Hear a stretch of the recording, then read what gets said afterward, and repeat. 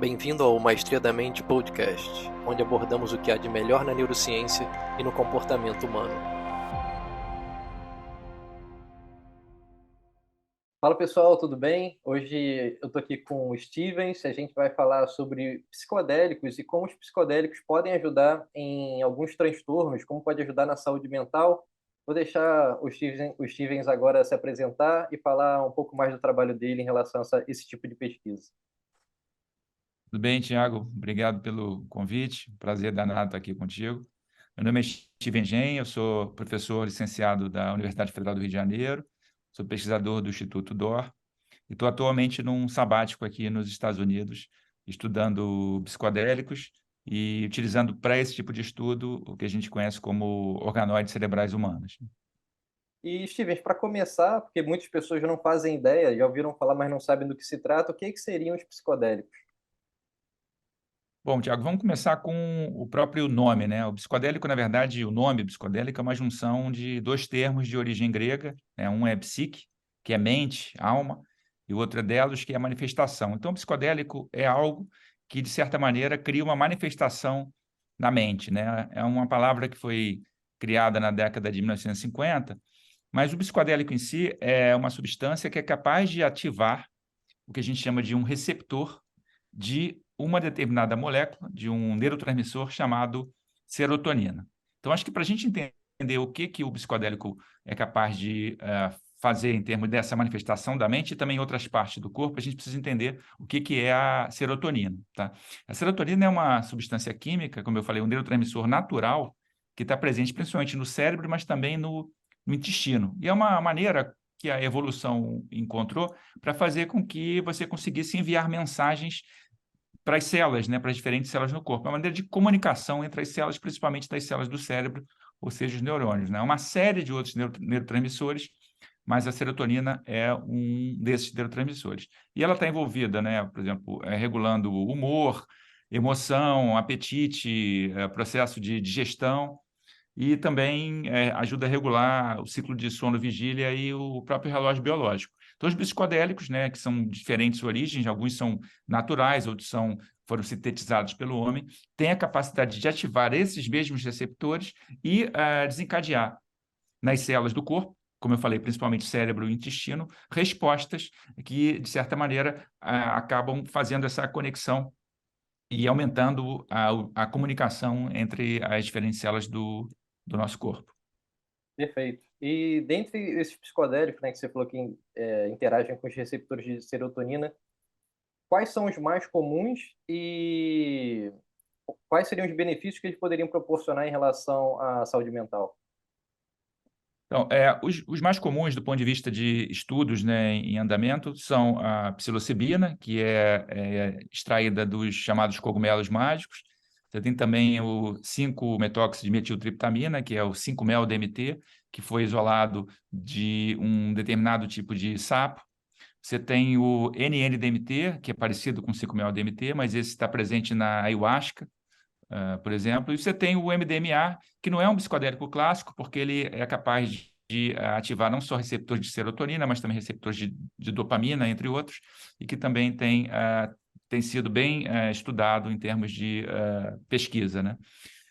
A sua outra pergunta foi em relação aos benefícios. Em relação a esses psicodélicos clássicos, a mescalina também seria um psicodélico clássico ou não? Sim, sim, desculpa, a mescalina também está sendo. Mas, curiosamente, você acaba tendo mais estudos, né, em cima do 5-mel-DMT ou da psilocibina, isso provavelmente por conta da duração do efeito. E quando você tenta buscar, né, um efeito terapêutico ou um efeito que dependa, por exemplo, de psicoterapia ou da utilização de um consultório, você acaba buscando aqueles que têm um efeito um pouco mais curto, né? Então, psilocibina e 5-mel-DMT acabam entrando, mas certamente, sim. A mescalina, na verdade, é o primeiro, né? Foi aquele que foi primeiro descrito, né, digamos assim, pela medicina ocidental, né? Cabe talvez aqui um comentário que esses psicodélicos clássicos eles já vêm sendo utilizados em outros contextos, né? Em contextos religiosos, em contextos culturais, por diferentes civilizações da nossa sociedade, né? Da humanidade, né? Isso há milhares de anos. Então, o que está acontecendo, na verdade, foi o que começou a acontecer na década de 1950 foi uma redescoberta ou uma descoberta pelo Ocidente dessas substâncias, e agora, mais recentemente, houve o que a gente conhece como renascimento psicodélico, que é justamente você poder pesquisar novamente essas substâncias. A gente provavelmente vai falar daqui a pouco sobre esse ato que ocorreu de quase 70 anos, né, de proibição dessas pesquisas, mas que, felizmente, ele foi diluído e hoje a gente volta a poder pesquisar essas substâncias. Bom, já que você tocou nesse assunto que é muito interessante em relação à história, né, do uso dos psicodélicos, é, você falou que diversos aspectos da nossa sociedade, né, em vários locais, as pessoas já utilizavam isso, em tribos indígenas, né, e há milhares de anos, durante muito tempo. Quais seriam a utilização desse psicodélico naquela época? Porque, na minha visão, né, tipo, sou uma pessoa leiga, acredito que dentro desse contexto seria para você conseguir ter visões ou premonições em relação ao futuro, algo nesse sentido. Não estavam direcionados a um tipo de tratamento para algum tipo de transtorno, que foi a pergunta que eu te fiz. Então, já vindo desse ponto histórico, qual era a utilização desses psicodélicos nessas civilizações mais antigas, passando pelo início dessas pesquisas no século passado até chegar hoje em dia, que seria uma nova redescoberta do tratamento com psicodélicos? A utilização dessas substâncias, né, por outras culturas ou pelos povos originários, elas perpassavam não só aspectos religiosos, mas também aspectos ligados a tratamentos de diferentes condições, né? Então, não eram exclusivamente ligadas a rituais culturais ou religiosos. Havia, sim, uma expectativa de algum benefício terapêutico. Mas, é Uhum. claro, o que a gente hoje em dia estuda dependeu primeiro de uma caracterização, uma definição médica das determinadas doenças, que provavelmente muitas delas já aconteciam naquela época, mas não tinham essas definições, Diagnóstico, os né? termos médicos. Exatamente. Então, eu acho que a utilização sempre foi ampla, né? Dependia, obviamente, de uma certa mistura entre religião, cultura e a medicina da época, porque na época era assim mesmo. Hoje em dia que a gente conseguiu entender um pouco mais de vários aspectos né, principalmente falando de transtornos mentais, depressão, ansiedade, etc. E aí fica um pouco mais fácil de você poder desenvolver testes clínicos para estudar o potencial dessas substâncias. Aí até chegar talvez na descoberta do LSD, né? E aí começar essas pesquisas e depois serem abandonadas. Como que foi esse caminho, né, a utilização dos povos originários até chegar na mão dos cientistas no século passado e depois, por conta do Nixon, né, provavelmente, ter esse combate aí ao estudo dos psicodélicos. Nas décadas de 50 e 60 do século passado, havia várias pesquisas em andamento para você lidar com depressão, com dependência química, com alcoolismo, né, acontecendo em várias partes do mundo, inclusive no Brasil, né? Você tem publicações científicas feitas por pesquisadores brasileiros nas décadas de 50 e 60, na UFRJ, na USP. Isso vale a pena, até inclusive fica aqui o comentário sobre o livro do Júlio Delmanto, no qual ele comenta um pouco a respeito dessas pesquisas, e também o livro do Marcelo Leite, que é um pouco mais recente, né, em relação à leitura que ele faz dessa pesquisa com psicodélicos, mas também tangencia esse histórico, né? Então chama Psiconautas, o livro do Marcelo, que explica um pouco melhor essas questões. Mas voltando à tua pergunta, o que acontece é que você estava fazendo essas pesquisas estavam acontecendo, né, nos Estados Unidos, na Europa, no Brasil, como eu comentei. Só que essas substâncias, né, foram também adotadas pela contracultura, que estava numa briga danada com o Nixon por conta da Guerra do Vietnã. E aí isso acabou fazendo que houvesse uma reação bastante forte e que acabou classificando essas substâncias como substâncias sem uma importância médica evidente, o que não é verdade, e que eram, na verdade, muito perigosas na descrição da época, o que também se mostra que não são mais perigosas do que substâncias que a gente tem acesso diariamente, como, por exemplo, álcool, e que, por outro lado, não tem nenhum tipo de benefício médico, ao contrário dos psicodélicos. Então, houve um hiato aí de quase 70 anos em relação à proibição da pesquisa com essas substâncias, o que, obviamente, acabou atrapalhando demais as descobertas que poderiam ser extremamente úteis para a nossa sociedade, ainda mais uma sociedade que está doente, né, por vários aspectos, né, ligados à depressão, ainda mais após a pandemia, né, de Pandemia, com Covid, né, a certeza. quantidade de pessoas que têm diagnóstico de depressão, ansiedade, estresse pós-traumático.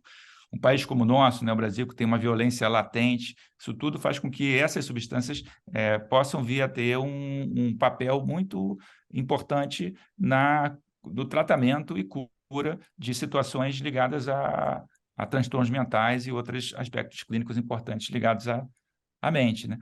E isso, mais uma vez, foi causado por uma resposta política e que não tem nada a ver com a ciência. E de onde surgiu esse interesse por essa redescoberta, digamos assim, pelos psicodélicos? Por que que alguém chegou e falou, pô, vamos estudar isso aqui de novo, tá há muito tempo que a gente não mete a mão nisso. Como surgiu esse interesse de novo? Apesar de haver Esse ato. essa proibição, né? O que acontece? Quando você tem essa proibição, as agências financiadoras de pesquisa acabam evitando ou ficando impossibilitadas de apoiar essas pesquisas. Felizmente, havia alguns poucos ainda teimosos que continuaram fazendo essas pesquisas ou retomaram essas pesquisas no finalzinho da década de 1990 e no início dos anos 2000. E a partir dessa retomada de algumas pesquisas, ficou claro que, do potencial dessas substâncias, principalmente quando você comparava com antidepressivos clássicos, tradicionais e disponíveis nas farmácias e que muitas vezes não têm a eficácia para um grupo bastante grande de pessoas. Então, foram várias situações que levaram a esse renascimento psicodélico, né? Esses primeiros trabalhos mostrando os trabalhos da década do início dos anos 2000, mostrando um efeito terapêutico marcante para a depressão. Houve também o próprio crescimento das religiões ayahuasqueiras, né? Santo Daime, Barquim, inclusive aqui nos Estados Unidos, o DV, isso também acabou tendo um impacto grande nessa chamada retomada psicodélica. E isso chamou a atenção das agências financiadoras de pesquisa, né, como o NIH e outras agências que acabam apoiando as pesquisas científicas de modo geral e fazendo com que pudesse ser possível você voltar a ter esse tipo de pesquisa. Além disso, você tem, por exemplo, associações não governamentais como a MAPS, né, Multidisciplinary Association for Psychedelic Science, do Rick Doblin, que também acabou impulsionando através de doações, né, o início de novos testes clínicos com essas substâncias. Fica aqui uma curiosidade, Tiago.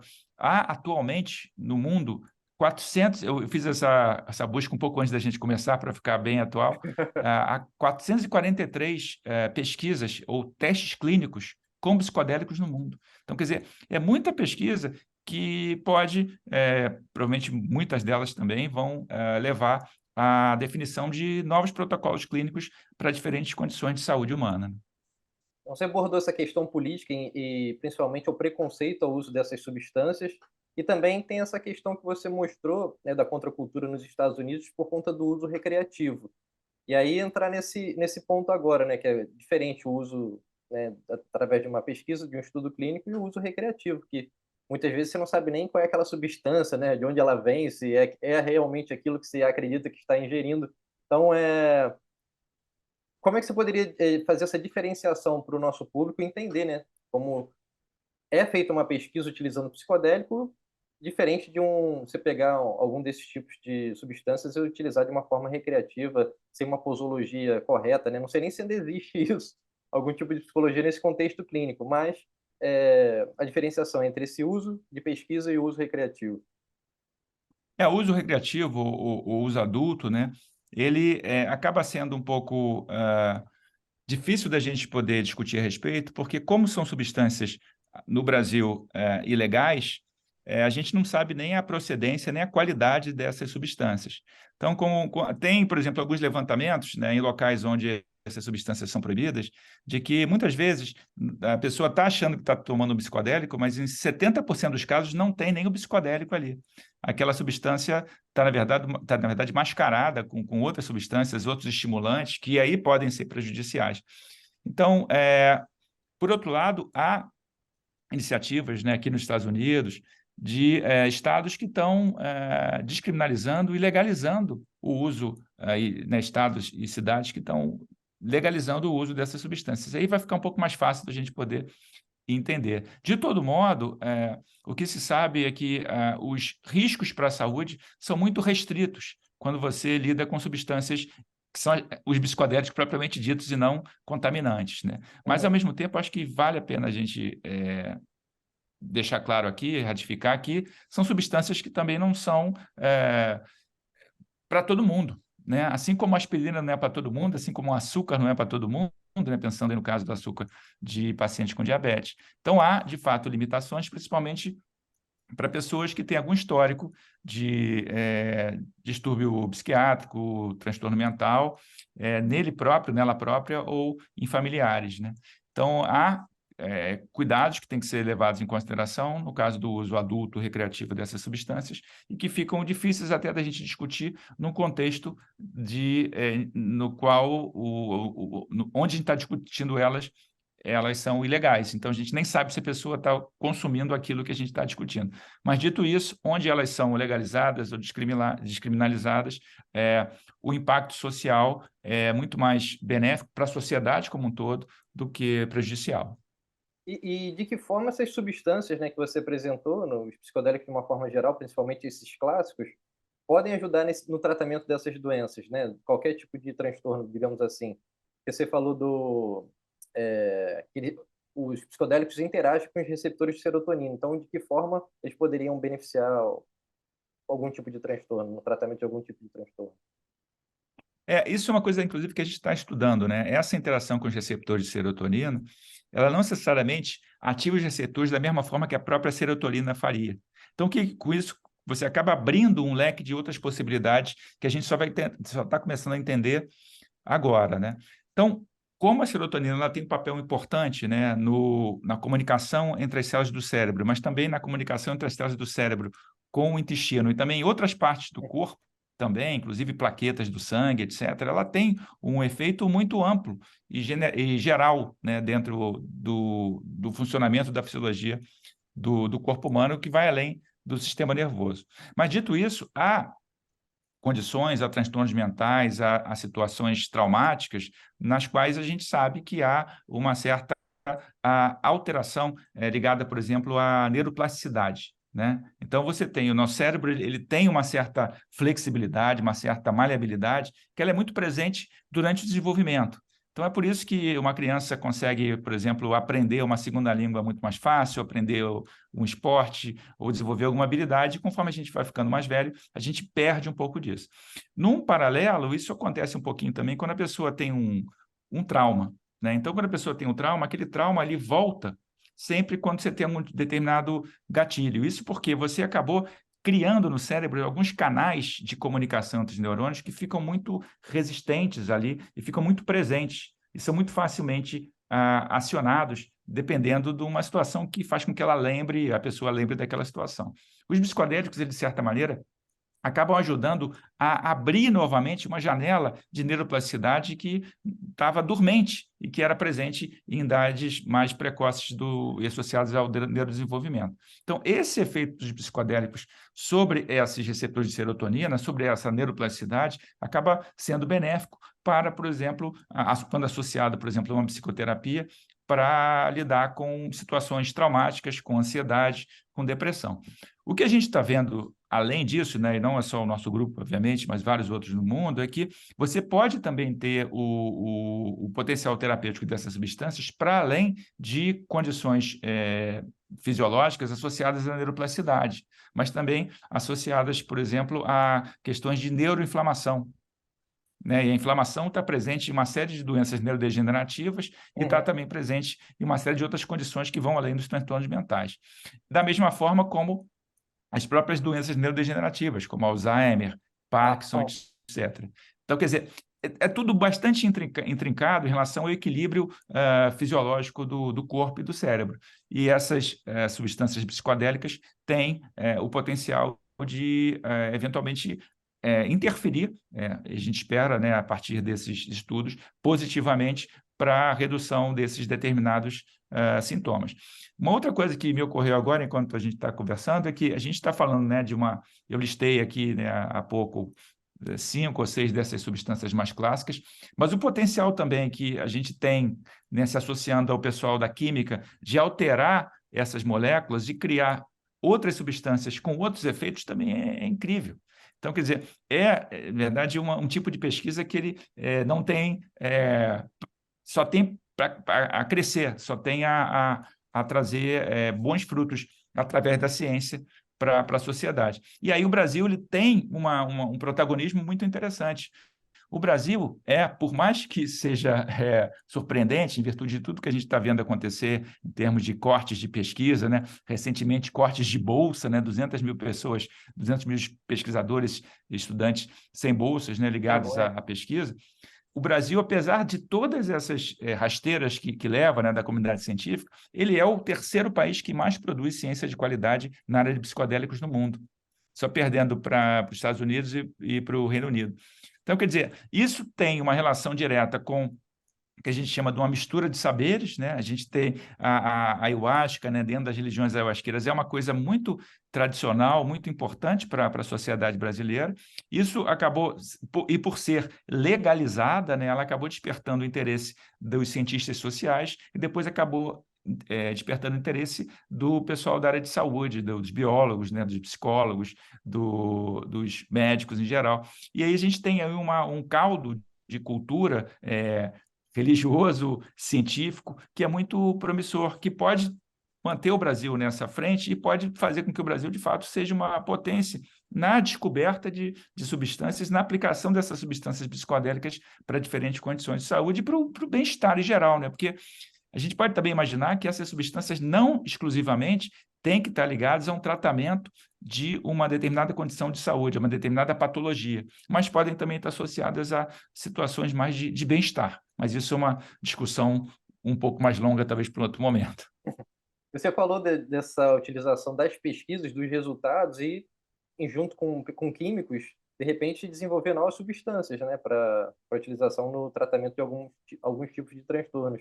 O próprio LSD foi descoberto por acaso também, né? Não estavam pesquisando o LSD, ele simplesmente, né, aconteceu de uma forma, digamos assim, inesperada.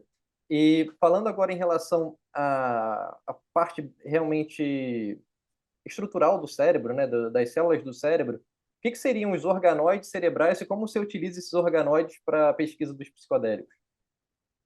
Legal. Eu, desde que me conheço por estudante de biologia e depois, né, com mais de 25 anos como docente da UFRJ e há 12 ligado ao Instituto DOR de Pesquisa e Ensino, e venho estudando essas células do cérebro, né? Mas o que a gente faz é conseguir criar em laboratório pedacinhos de cérebro humano que têm as mesmas características genéticas e o mesmo comportamento de células do cérebro que estão presentes na cabeça de cada um de nós, né? Só que a gente não tem acesso porque você não tem como abrir a cabeça de ninguém e pegar um pouquinho de célula para estudar em laboratório, né? Isso só em condições muito especiais que isso é possível.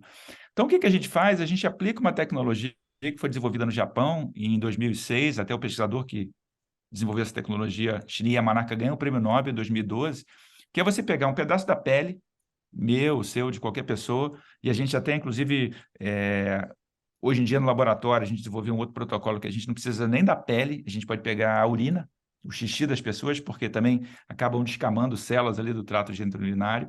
A gente pega essas células, que são células epiteliais, e essas células são reprogramadas e passam a se comportar como se fossem células embrionárias, ou seja, como se fossem células do embrião que cada um de nós já foi um dia.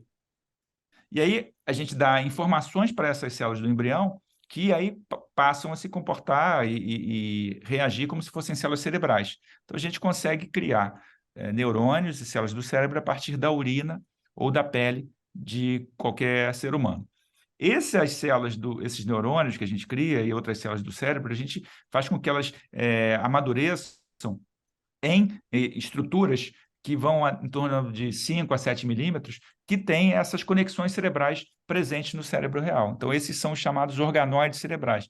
E esses organoides cerebrais é o que a gente utiliza como substrato para testar os diferentes efeitos dos psicodélicos. Então, por exemplo, a gente observou, utilizando o 5-mel-DMT, que é esse psicodélico extraído do sapo de Sorona, a gente identificou a alteração de mais de 1.000 proteínas cerebrais humanas a partir do efeito desse psicodélico. E essa identificação dessas 1.000 proteínas abriu quase 1.000 possibilidades de pesquisa, porque a gente identificou que essa substância, através da ativação de receptores de serotonina, que são mais de 10, elas acabam alterando proteínas envolvidas não só com neuroplasticidade, mas também com neurodegeneração e inflamação. Em paralelo, a gente fez uma outra pesquisa, né? Parte dela foi publicada esse ano, uma outra parte foi publicada já há alguns anos atrás, na qual a gente mostrava que outras substâncias presentes na ayahuasca têm um efeito provavelmente benéfico sobre aspectos associados à doença de Alzheimer. Então, esses organoides cerebrais, eles nos permitem esse tipo de pesquisa. A gente consegue ter uma liberdade e um alcance de efeitos que é muito maior do que a gente conseguiria estudando pacientes. E a gente espera, com isso, conseguir ajudar quem trabalha com os testes clínicos propriamente ditos para desenhar estudos que sejam um pouco mais direcionados. Como eu falei, né, o que já está acontecendo, a maior parte deles ligados a depressão, ansiedade, estresse pós-traumático, mas também redução de inflamação, CEP, Alzheimer. Isso que a gente tenta, através do nosso tipo de estudo, apontar para que possa vir a ser uma aplicação desses psicodélicos. E em relação à genética, existe algum estudo mostrando que os psicodélicos, em relação à epigenética, muda a expressão do gene? Poderia ter algum benefício em relação a isso? Muito provavelmente sim, né? Quando a gente pega os estudos com psicodélicos, né, em seres humanos, né, os testes clínicos, às vezes uma única experiência psicodélica leva a alterações de comportamento ou melhoras de comportamento de pessoas com depressão, com ansiedade, com estresse pós-traumático, que duram muitas vezes 3, 4, 5, 6 meses. Esse tipo de efeito de médio e longo prazo não é o efeito direto do psicodélico sobre o receptor. É um efeito que, justamente como você comentou, aconteceu através de alterações de expressão gênica, através de alterações de metilação, através de alterações epigenéticas que duram mais tempo. Isso é muito legal, porque quando você compara agora com os antidepressivos clássicos, tipo estalopram, etc., você vê que o efeito, você não precisa de tantas doses, né, do uso do medicamento tão cronificado, tão prolongado. Isso, mais uma vez, pode se tornar um benefício muito bom para todo mundo que acaba precisando dessas substâncias e que a gente percebe que é cada dia maior, né? A gente está lidando, está falando com milhões e milhões de pessoas que tomam diariamente algum tipo de antidepressivo e que talvez possam se beneficiar mais, né? Até porque boa parte desses antidepressivos disponíveis comercialmente, né, nas farmácias... Efeitos colaterais, né? Exatamente, tem vários efeitos colaterais que não são tão marcantes e muitas vezes são muito pequenos mesmo com os psicodélicos. E em relação aos psicodélicos, eles também poderiam proporcionar esses efeitos colaterais, obviamente, acho que muito menor do que esses antidepressivos clássicos. Ou até mesmo ter uma condição de que você poderia fazer abuso dessa substância, por exemplo, você ter que aumentar a dose para que ela pudesse fazer efeito, como acontece no caso de muitos medicamentos? No caso de psicodélicos, os estudos eles não indicam nenhum tipo de dependência química associada a esse uso. E outra coisa que é interessante, você tem o que a gente chama de uma internalização dos receptores de serotonina após o estímulo com psicodélicos. Em outras palavras, se você toma um psicodélico num dia, se você tomar no dia seguinte, você não vai ter efeito nenhum, porque os receptores eles precisam ser reciclados. Então, quer dizer, é diferente de substâncias de abuso, né, como o próprio álcool, cocaína, heroína, que não tem esse tipo de resposta biológica ou celular. Então, você acaba tendo que espaçar o uso, porque por mais que você use, você não vai ter nenhum tipo de alteração ou de manifestação da mente que justifique você ficar usando todo dia. Além disso, como a gente tem comentado aqui, os efeitos colaterais são muitíssimo menores e muitas vezes imperceptíveis. Mas, mais uma vez, acho que a gente sempre é importante ratificar que, apesar desses benefícios, apesar desse potencial todo que a gente está falando, pode sim trazer riscos para alguns grupos de pessoas que têm algum tipo de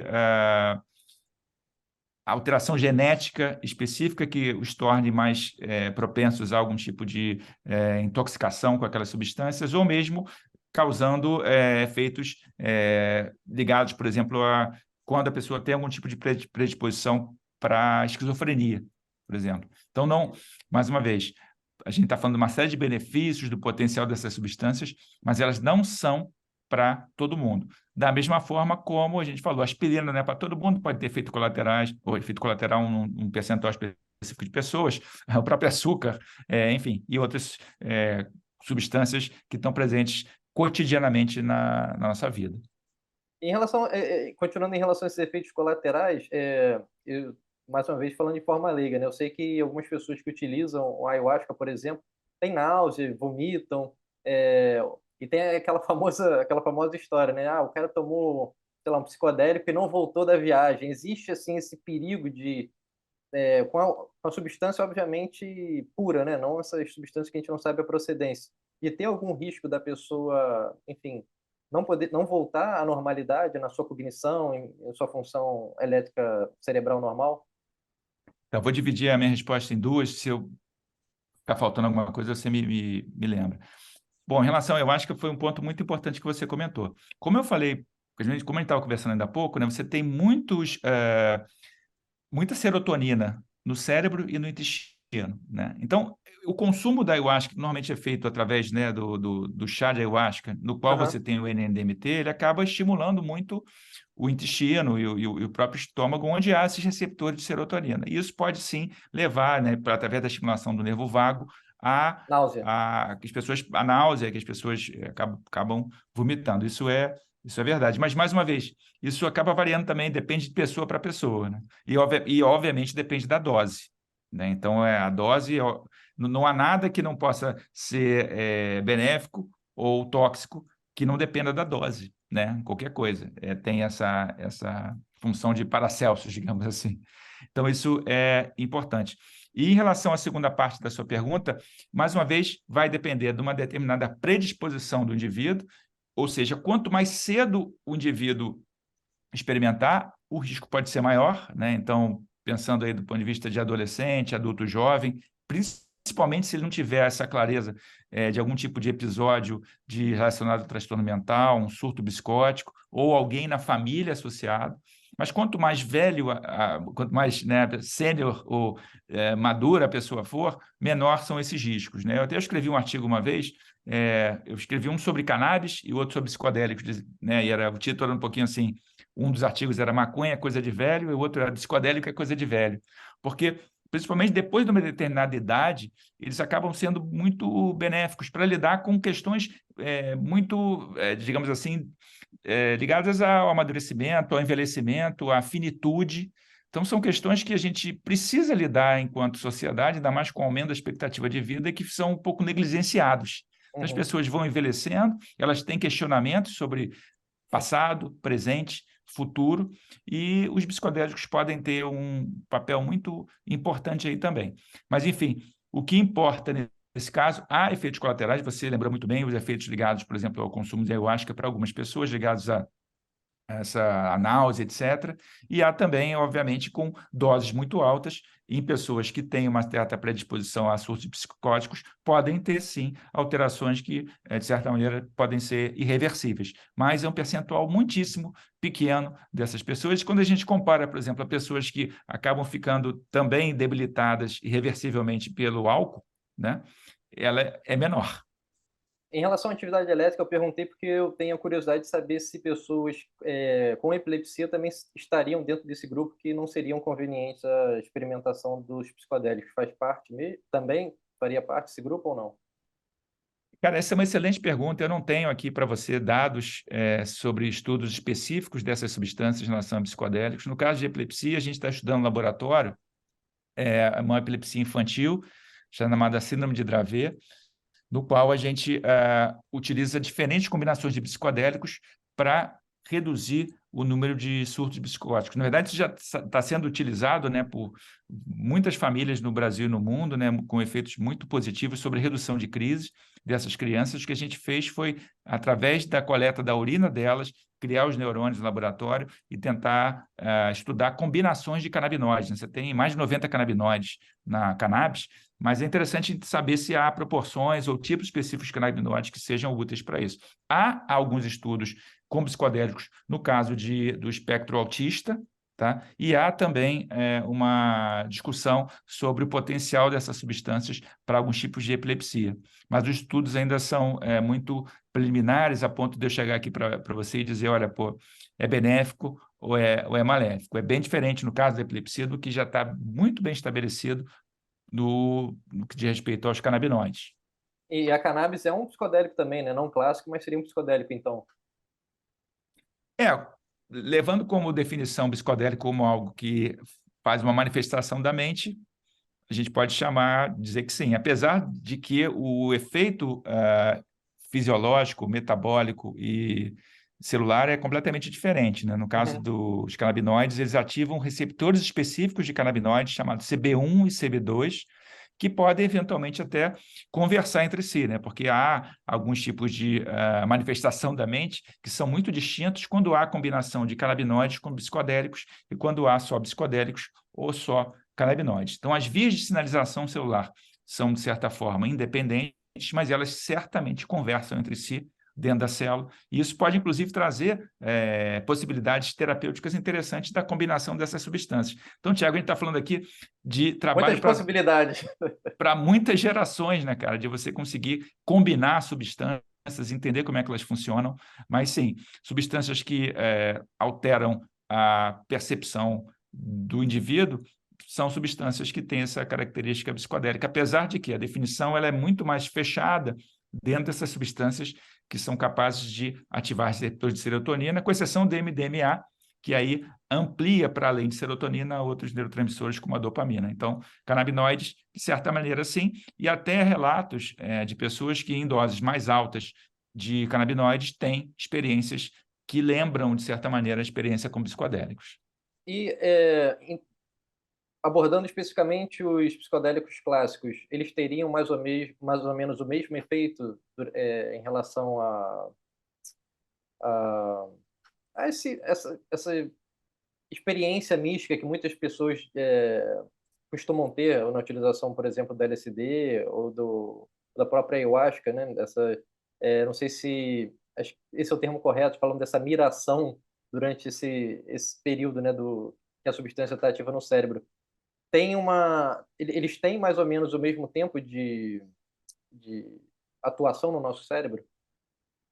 Essa é uma excelente pergunta, e a resposta é não. Eles têm formas de atuação que a comunidade científica está estudando mais atualmente, até que as ferramentas são muito melhores, né? As ferramentas que a gente tem hoje em dia de neuroimagem, né, de biologia molecular, são muito melhores do que há 50, 60 anos atrás. Então, a gente tem respostas um pouco mais claras, né, mais precisas sobre os efeitos. Mas, primeiro que a própria conexão física entre os diferentes receptores de psicodélicos, né, e os psicodélicos varia de substância para substância. Então, por exemplo, o LSD, um trabalho de uns 3 anos atrás, mostrou que o LSD, a molécula de LSD, ela fica grudada no receptor de serotonina, e isso faz com que exista uma alteração de resposta elétrica daquela célula por um tempo que pode durar 12 horas. Caramba. Então, isso faz sentido, inclusive, com as pessoas que experimentam a substância, que contam que você tem, na verdade, um efeito de alteração, né, de manifestação da mente, digamos assim, que dura 12 horas. Já outras substâncias, como a psilocibina, ela tem um efeito mais curto, e outras têm um efeito ainda mais curto. Além disso, as alterações, né, de percepção são distintas. Algumas são mais visuais, outras são mais de sensação, outras são mais de dissociação. Então, variam bastante entre elas, mas existe, obviamente, uma sobreposição de efeitos também, mas as pessoas que relatam, né, que experimentaram diferentes substâncias, elas são capazes de discriminar o efeito de cada uma delas, né? De acordo com, mais uma vez, do ponto de vista médico e científico, isso depende da ativação. A gente tem aí 12, 13 diferentes receptores de serotonina que estão distribuídos de forma diferente no cérebro e que respondem de maneira diferente a cada psicodélico. Então, dá para ver aí que a quantidade de possibilidades, né, da descrição de cada um de nós para cada psicodélico pode ser bastante diversa. A gente falou desse efeito colateral da ayahuasca, né, do DMT, e existe também esse mesmo efeito colateral na psilocibina ou no LSD ou algum outro tipo de psicodélico, de você também ter esse tipo de náusea, ou até mesmo, entre aspas, uma ressaca, como no caso de uma pessoa, sei lá, que bebe muito e aí passa mal no dia seguinte ou horas depois. Existe essa diferenciação da ayahuasca para outros psicodélicos clássicos? Existem menos relatos, né, de náuseas associadas a outros psicodélicos, mas, mais uma vez, isso tudo vai depender da intensidade da experiência, que depende da concentração daquela substância que a pessoa vai ser exposta, né? Você tem algumas alterações ligadas, por exemplo, a uma síndrome serotoninérgica, né, dependendo da quantidade que a pessoa consumiu, que pode, sim, levar a uma toxicidade mais marcante, mais reversível daquela substância, né? O que eu esqueci de comentar na sua pergunta anterior é que boa parte desses estudos, né, dessas descrições, principalmente em relação à ayahuasca, foram feitas pelo grupo do Draulio Araújo, da UFRN, do Siddhartha Ribeiro, do Luiz Fernando Toffoli, né, e também do pessoal da USP de Ribeirão Preto. E é muito legal a gente poder chamar atenção para que essa pesquisa que a gente está falando aqui, uma pesquisa feita no Brasil. E uma dessas primeiras pesquisas mostrou justamente uma ativação muito forte do que a gente chama do córtex occipital, que é a parte aqui de trás da cabeça, que é onde a gente vê. Na verdade, eu estou te olhando aqui na tela, mas na verdade eu estou te olhando com a parte de trás da minha cabeça, né? A informação chega pela retina, vai para o tálamo e tal, mas depois chega aqui no córtex. E o que ficou claro é que esse fenômeno de miração que você comentou, ele muitas vezes acontece mesmo com os olhos fechados, né? Porque é a atividade cerebral ali da parte de trás da cabeça. Mas desculpa, eu subverti a tua pergunta porque eu queria lembrar da pesquisa brasileira, que é muito protagonista nessa área. Sim, importantíssimo. Então, existe então essa variação, né, dos efeitos colaterais e da toxicidade em si, dependendo do tipo de substância que você utiliza. Uma coisa que eu fiquei sabendo, e acredito que seja verdade, é que no ano que vem, aí nos Estados Unidos, provavelmente o MDMA vai ser regulamentado na utilização do transtorno de estresse pós-traumático. Eu gostaria de saber se isso realmente deve acontecer, provável que aconteça, e se existiria outras substâncias além do MDMA que são promissoras para outros tipos de condições. Por exemplo, o LSD seria bom para depressão, ou a psilocibina para TAG, transtorno, né, de ansiedade generalizada. Existe algo nesse sentido também? Então, sim, de fato, há uma expectativa que o FDA americano vai aprovar o MDMA como medicamento a partir do ano que vem, 2023, isso é muito importante. Eu tive, mês passado, em Seattle, num evento, numa reunião, que estava presente o Rick Dobley, né, que é o fundador do MAPS, ele contou um pouco disso também. Então, há essa grande expectativa, e isso vai ser um divisor de águas, né, para tudo que está acontecendo desde o renascimento psicodélico. Bom, em paralelo, né, ao que avançou o estudo com o MDMA, a gente tem muitos estudos ligados à psilocibina, que eu acho que é uma substância, né, que tem uma toxicidade mínima e muito bem controlada, na qual você consegue fazer a síntese química de uma maneira segura, na qual você tem uma série de estudos que mostram efeitos muito benéficos para depressão, ansiedade, distúrbios de alimentação, etc. O próprio LSD também há vários estudos nessa direção, como o 5-mel-DMT, o NN-DMT, né? Muitos estudos, né? Eu falei que o nome do Draulio, ele é um líder desses estudos no Brasil, assim como o Toffoli e o Siddhartha. Então, há muita coisa acontecendo, e a partir dessa primeira, né, autorização e inclusão como medicamento, novamente, do MDMA, muita coisa vai acontecer. Então, eu chegar aqui para você e dizer, pô, isso aqui vai ser bom para isso, aquilo ali vai ser bom para aquilo, eu não tenho como, porque muito do que a gente está falando vai depender da conclusão desses estudos clínicos, né? Mais de 400 que a gente comentou ainda há pouco. Mas a expectativa é muitíssimo promissora, né? E não é à toa que você tem também uma infinidade de empresas que estão justamente avançando nessa área, investindo literalmente bilhões para que você consiga desenvolver também medicamentos um pouco mais customizados para diferentes doenças e patologias descritas. Perfeito. Bom, Steve, eu queria saber se, por exemplo, aqui no Brasil, sendo aprovado a MDMA ano que vem, quanto tempo demoraria para a gente também ter essa disponibilidade de utilizar o MDMA aqui? Bom, prever, né, como é que vai ser incorporado, né, no país, né, com todas as questões de legalização, Tem a etc., Anvisa, é né? difícil. Liberação.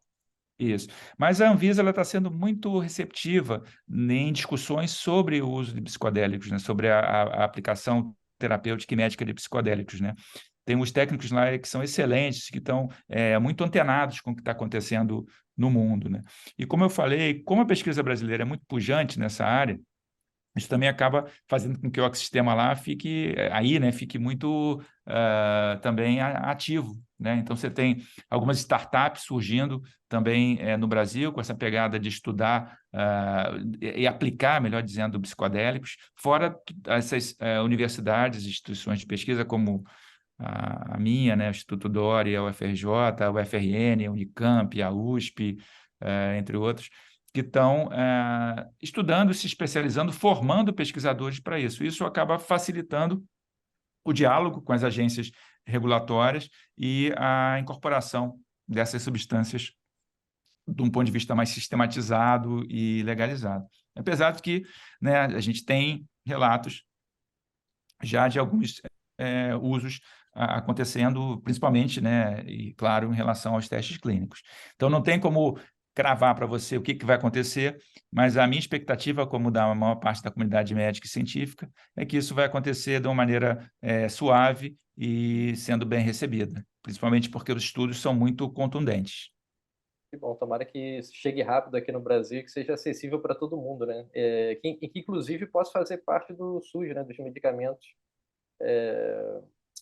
que possam trazer benefícios para a população de uma forma geral.